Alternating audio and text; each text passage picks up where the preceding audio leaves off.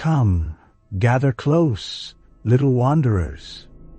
The desert night may feel empty, but beneath that quiet sky, the Superstition Mountains are never truly still. They breathe, they whisper, and if you listen long enough, they might just tell you where the gold is buried and what it cost. Tonight, Papapage brings you the tale of a treasure lost not once, but again and again. Cursed by greed and guarded by something far older than any map. This is the story of the lost Dutchman's gold mine, hidden somewhere deep in the sun-cracked bones of Arizona. They say it began in blood. Long before the Dutchmen came, before the settlers, even before the Spanish, the Apache knew the mountain. They called it Thunder God's Land. A place where spirits walked and shadows whispered promises no man should hear. They warned that to dig too deep was to awaken something that slept in stone. But gold draws fools like flame draws moths. In the mid-1800s, a man named Jacob Waltz arrived in the Arizona Territory. He was old even then, with white hair and cold eyes, and a past wrapped in silence. Folks called him the Dutchman, though he was German, and he spoke little unless it was about the mountain. He claimed he'd found a vein of gold so rich it could make a king out of a pauper. Said it was hidden in the superstitions, behind a peak shaped like a finger pointing toward heaven. He never showed anyone the mine. But he came to town sometimes, pockets heavy with raw gold, nuggets as big as teeth, or so pure it gleamed without fire. People begged him for direction. Some followed him into the desert. None came back. One man, a prospector named Reinhardt, returned after 3 days, sunburned, barefoot, and half-mad. He claimed the rocks had moved, that the trails doubled back on themselves, that something in the canyon watched him at night, a shape with glowing eyes and hands like ash. He died muttering in German, clawing at his face, as if trying to peel something off that no one else could see. Waltz died in 1891, sick and fevered, and as the story goes, he gave a deathbed confession. Directions scrawled in shaking hand, passed to a woman who'd once nursed him through fever. 3 days' ride from the Needle, 2 from the Red Snakestone. In the shadow of Weaver's Cross, dig where the ground is warm. But when she followed the path, the landmarks were gone, or worse, different. She found nothing but scorched sand and a cave that breathed like a sleeping lung. Since then, hundreds have searched, and dozens have vanished. The Superstition Mountains keep what they're given, and the gold. Oh, it may be real, but it doesn't come without a price. Some say the mine is cursed. Others say it was never a mine at all, but a tomb, a door, a wound, and what sleeps inside does not like to be disturbed. You ever see ink that runs the wrong way? Up the page, like it's trying to escape the paper? That's how they say the Dutchman's map behaved when you looked too close. The lines shifted like veins under skin. Over the years, pieces of that so-called map turned up, torn corners in saddlebags of dead men, scraps etched into belt buckles, or tattooed under the skin of someone who swore he'd seen the mine and lived. But the most complete version was found in 1914, stitched inside the lining of a Confederate jacket buried beneath a collapsed shack near the edge of the Salt River. They say it was drawn in a mix of coal ash and dried blood. A man named Curtis Rawlins found it. He wasn't a prospector. He was a preacher turned grave robber, chasing relics of the past to sell in the cities. When he found the map, he stopped running. Said God had finally forgiven him. He went into the superstitions with 2 hired hands, 3 mules, and a bottle of whiskey to keep his courage high. He came back alone. Roland stumbled into Phoenix weeks later, face blistered from the sun, eyes wide with something that never quite blinked. He refused to speak of what happened, except to say, "They aren't dead down there. Just waiting." Then he pulled a pistol from his coat and shot out all the lights in the saloon. After that, no one saw him in daylight again. He kept the map under glass in his one-room home, nailed to the wall above a bed he never slept in. But sometimes, when the wind howled down from the mountains, neighbors swore they could hear him arguing with it.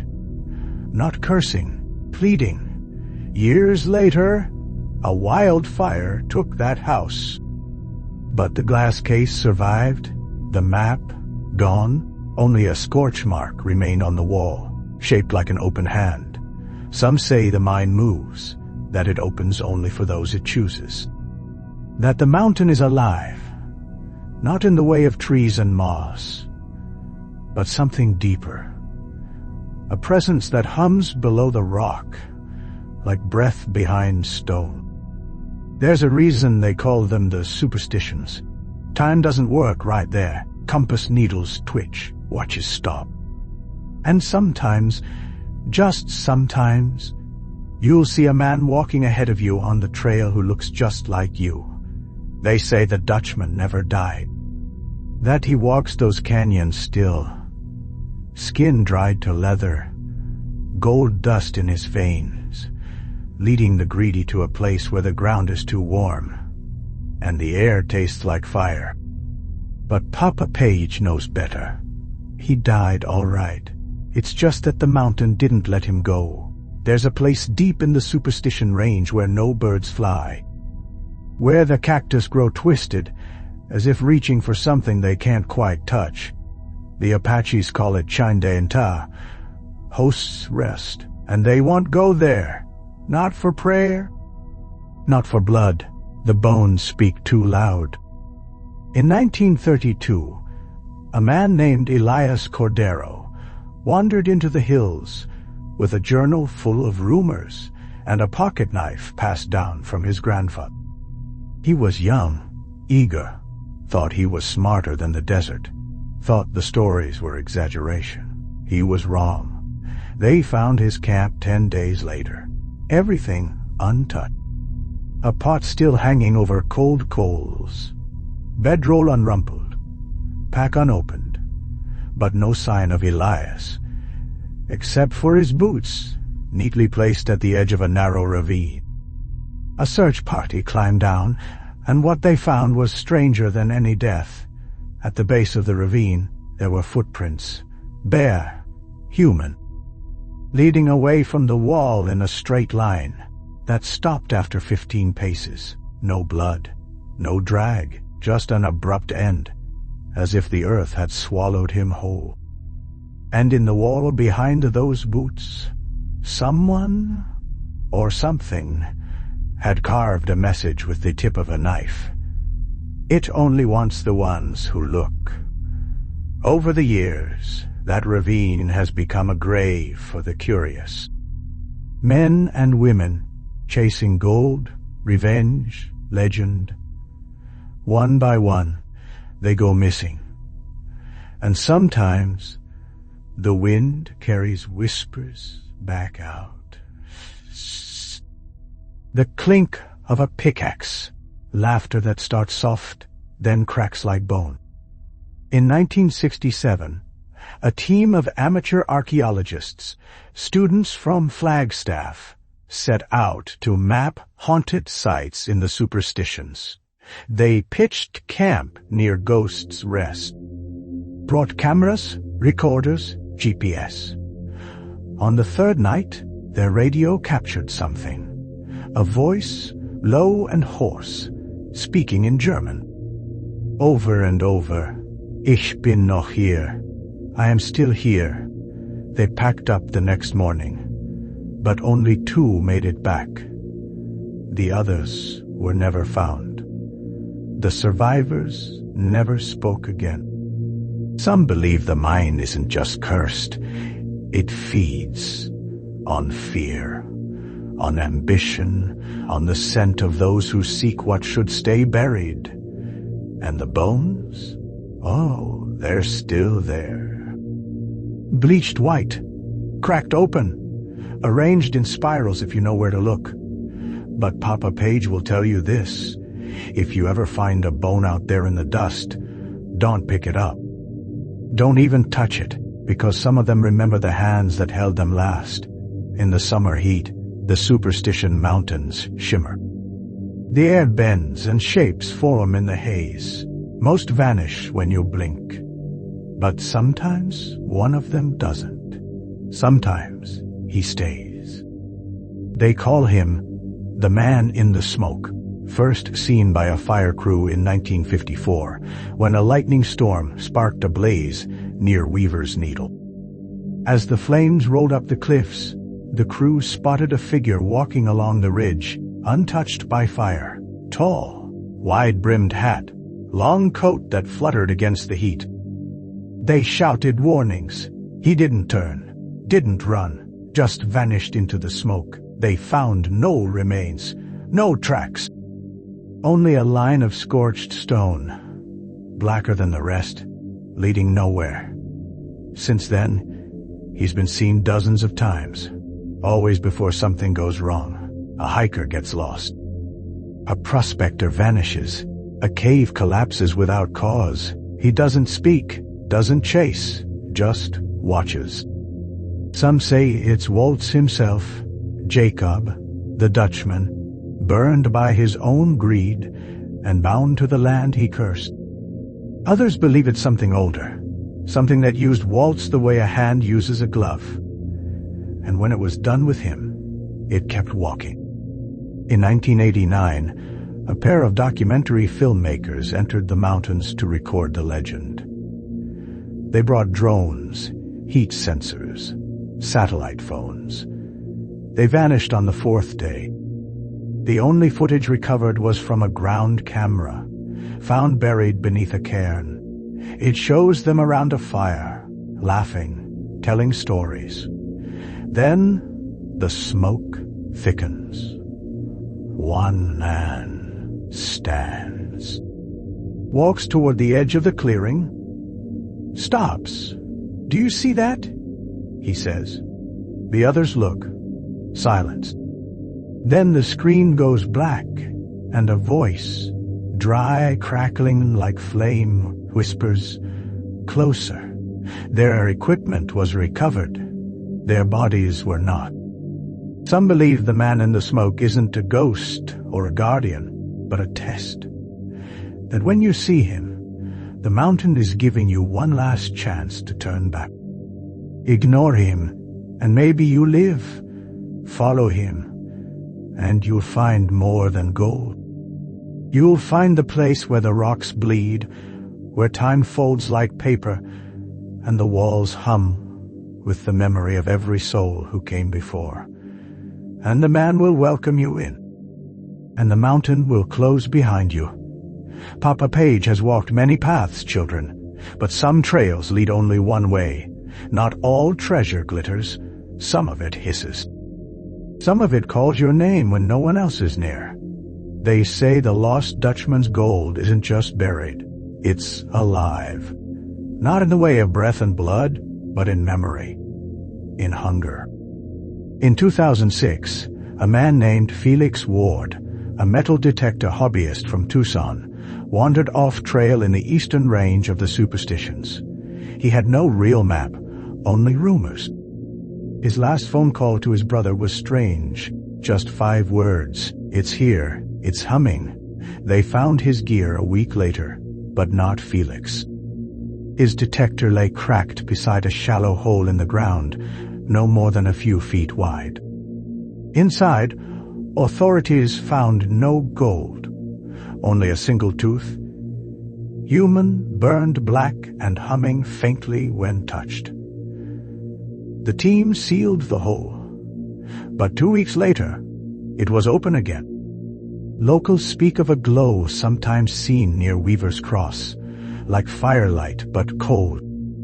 People who follow it report strange things, voices calling them by name, a sudden metallic taste in the air, their pockets growing heavier with stones that weren't there before. One woman claimed she brought back a nugget from that glow, a piece of raw gold the size of her fist. She kept it in a box, locked tight, but over time she said it spoke to her. Softly at first, then louder. It whispered directions, promises, and something else, a name she hadn't heard in years. Her mother's voice. She returned to the mountains 3 weeks later and never came home. Her cabin was found empty, the gold box shattered. On the wall above her bed, carved in fingernails, was a warning. It lied. Gold shouldn't whisper, my dears, and if it does, it's not gold anymore. There's a reason no one can spend the Dutchman's treasure. Those few who have held it, felt it burn in their hands, either disappear, go mad, or vanish inside their own homes. One man, a shopkeeper in Mesa, cashed in a lump of it. Days later he was found dead in his cellar, mouth filled with sand, clutching a pickaxe made of glass. The autopsy said asphyxiation, but the look on his face wasn't terror. It was reverence. Some say the mine isn't gold at all. It's a trap, a lure. A voice woven into rock that calls to the greedy, the lost, the broken. And if you follow that voice, it will give you everything you want, just before it takes everything you are.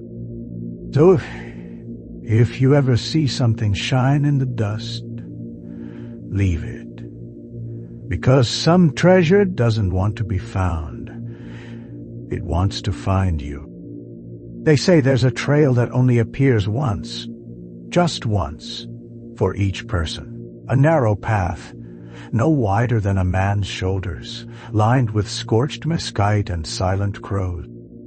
No wind stirs on that trail. No echo returns your voice. It leads down into the ribs of the Superstition Range, and the deeper you go, the less you remember why you came. They call it the Hollow Trail. No map shows it, no compass points to it. But when it finds you, you'll know. In 1978, a park ranger named Ellis Grant vanished while doing a solo patrol. His last radio message was brief. Found a trail. Not on my chart. Looks wrong. When his search team arrived, they found no trail, just a series of deep footprints, descending into a canyon that shouldn't have existed. At the bottom they found his flashlight, still warm, the lens cracked. Next to it, a trail of boot prints, but only going one way. And carved into the rock beside them, a question, "How long have you been here?" No one could answer. Some say, the Hollow Trail isn't a place, but a test. That it reveals itself only to those the mountain has marked, to those who are already broken in some way. Men running from guilt, women chasing ghosts. The desperate, the grieving, the obsessed, like Arthur Pierce. He was a school teacher from Phoenix, quiet, well-liked, never harmed a soul. Until the day he packed a bag, left a note that read, "I know where it is," and walked into the superstitions. That was in 1992. 5 years later, a hiker found him. Or something that wore his face. He was sitting by a spring, staring into the water, smiling. When questioned, he said nothing. Wouldn't blink, wouldn't eat. They airlifted him out, brought him to a hospital. He only ever spoke once, to a nurse, just before sunrise. "I dug too deep," he said. And I found myself watching. "Watching what?" she asked. He just smiled and said, "Not what, Who? Arthur died 3 days later. No physical cause. Just stop. His fingernails, they noted, were packed with stone dust. And under his tongue was a sliver of quartz shaped like an eye. The hollow trail leaves something behind in those who walk it. Not always scars. Sometimes a thought. A question that grows louder in the dark. What part of you was already missing when you began? Papapage doesn't walk trails he didn't start himself. And if one ever appears to you that wasn't there before, don't follow. Or you might find the mountain is waiting for something you didn't even know you lost. Every story has a last step. Every trail runs out. But some stories don't end. They loop. They turn inside out. And they wait. Just like the Superstition Mountains. Just like the mine. This is the last tale Papapage will tell you tonight. The tale of the last man to leave the mountain. His name was Jeb Hollis, a loner and wanderer who arrived in Apache Junction with a pack full of gear and eyes full of old nightmare. He didn't talk much, but what he did say chilled the bone. He'd found it, he claimed, the mine. Not a cave, not a shaft, but an opening in the world. A black mouth in a red canyon wall that breathed heat and whispered names. Jeb said he never touched the gold, never even stepped inside. Just stood there and felt it looking back. He drew maps. Dozens of them, each one different. He tore them up, rewrote them, scratched over landmarks with bloodied fingernails. It moves, he'd whisper. It moves because it's alive. People laughed at him, until one day he vanished. Weeks passed. Then months. And then, just before monsoon season, a letter arrived at the post office in town. No return address. Just 4 words on the envelope. I drew the door. Inside was a final map. Simple, childlike. A single path into the heart of the superstitions, ending in a crude red X. A group of treasure hunters followed it. 6 men went in, 1 came out. That survivor never spoke a word again, but his hands shook for the rest of his life, and his shadow, they said, didn't always match his movements. There is no children. There is no final map, because the mine isn't meant to be found. It's meant to be followed.